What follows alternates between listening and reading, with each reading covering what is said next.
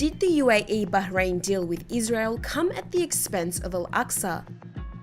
A clause in the deal between the countries has left the door wide open to the division of the Al-Aqsa Mosque compound, something that Israel has long pushed for, and the deal could now provide it some form of legitimacy.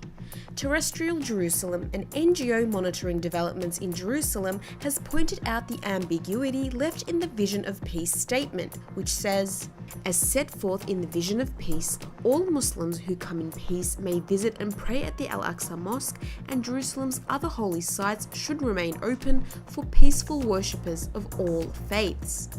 The NGO says the use of mosque instead of mosque compound is not a misstep, but an intentional attempt to change the status quo at the holy site in occupied East Jerusalem.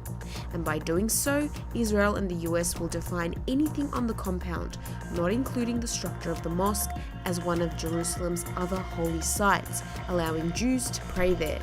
Under the status quo affirmed in 1967, only Muslims can pray within the compound, spanning 140,000 square meters. Non-Muslims can visit but cannot pray at the site. لأنه خلص هذا طعن في ظهر الفلسطينية. طعن في القدس انباعت، احنا بال70 سنة قاعدين بنحارب عشانها، بنموت وبنحيا عشانها، وهو يجي بيحف ثواني.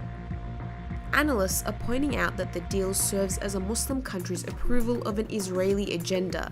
Ziad Ibhais, a researcher on Jerusalem affairs, says the joint statement makes the agreement serve as a cover of legitimacy and an approval from an Arab Muslim country to limit the definition of the Al-Aqsa Mosque to the Al-Qibli prayer hall and to consider the remaining 93% of the mosque's space a different area.